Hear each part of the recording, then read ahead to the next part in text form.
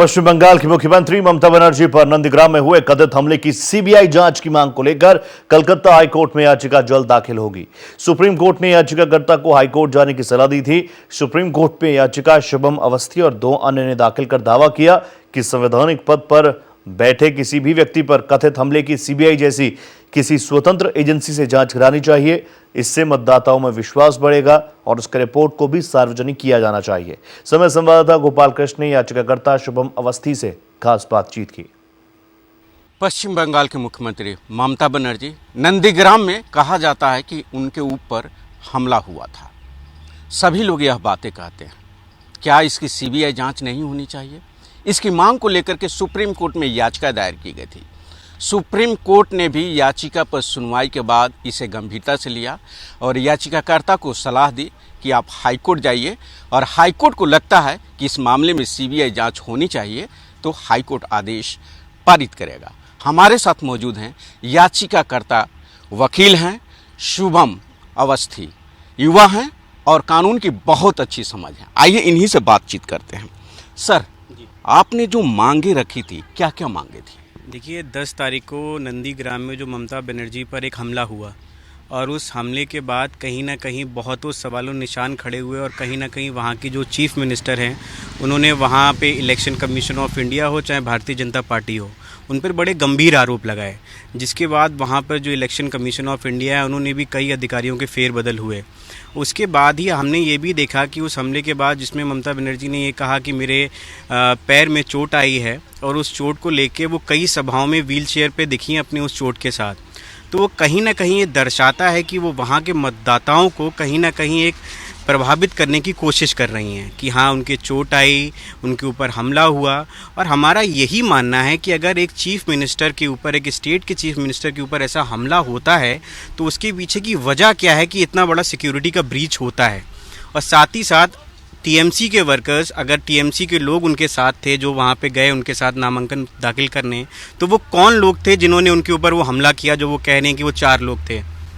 इसी के साथ हमने जब आगे देखा कि जिस तरीके की रैलियों में वो व्हीलचेयर और इन सब चीज़ों पे नज़र आई, तो हमें लगा कहीं ना कहीं कि ये फ्री और फेयर इलेक्शन से खिलाफ है। तो कहीं ना कहीं मतदाताओं के सामने और आम जनता के सामने ये सच आना बहुत ज़रूरी है कि ये हमला कैसे हुआ और क्यों हुआ। ममता बनर्जी कहती हैं पहले कि हमला हुआ है, 5-6 लोग आते हैं। फिर ममता बनर्जी कहती हैं कि गाड़ी खोलते समय लग गया, चोट लग गई है। जो वहाँ पर एक दर्शक हैं, जो मात्र एक आई विटनेस हैं, वो कहती है कि चोट लगी है, ममता बनर्जी पर हमला नहीं हुआ है। फिर जो ये भ्रम फैलाया जा रहा है कि ममता बनर्जी पर हमला हुआ है, सिंपैथी गेम करने की कोशिश की जा रही है, क्या आपको नहीं लगता है कि एक सिर्फ ये राजनीति है, इसके अलावा कुछ नहीं है?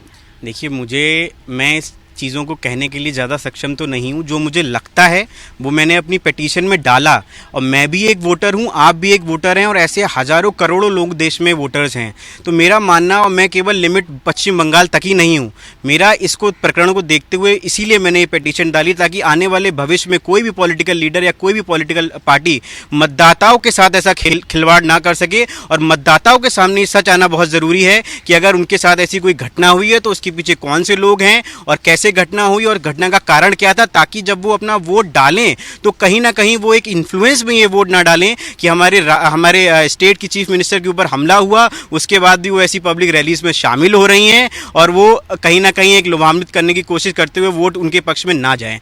जहाँ तक मैं समझ रहा हूँ कि भले ही ये पश्चिम बंगाल को लेकर के क्यों न याचिका हो, लेकिन ये याचिका पर अगर सीबीआई इंक्वायरी होता है तो इसका असर पूरे देश पर पड़ेगा। बिल्कुल पड़ेगा। देखिए, सीबीआई एक ऐसी एक अथॉरिटी, एक इंडिपेंडेंट बॉडी है जो अगर जांच करेगी तो बहुत से तथ्य सामने आएंगे, और वो तथ्य जब सामने आएंगे तो शायद वहाँ के वोटर्स, टीएमसी, ममता दीदी हों, सबको बहुत चीज़ें सामने रखने के काबिल आएंगे, और जनता का भरोसा उसमें आएगा कि हाँ अगर ऐसी घटना हुई तो क्यों हुई और घटना के पीछे कारण क्या थे, अगर ये कॉन्स्पिरेसी थी या एक वाकई घटना थी। अगर मैं कहता हूँ एक घटना थी तो कम से कम उस चीज़ को सामने आना चाहिए कि हाँ एक घटना थी, उस केस के बाद में पता लगना चाहिए कि अगर घटना थी तो उस घटना को कह के उस चीज़ को सामने बंद कर देना चाहिए। लेकिन अगर ये कॉन्स्पिरेसी थी तो वाकई इस कॉन्स्पिरेसी के पीछे लोग कौन थे और किसने ये कॉन्स्पिरेसी कराई, तो उस सच का आना बहुत ज़रूरी है, और इसके लिए मुझे लगता है सीबीआई से अच्छी कोई बॉडी नहीं हो सकती।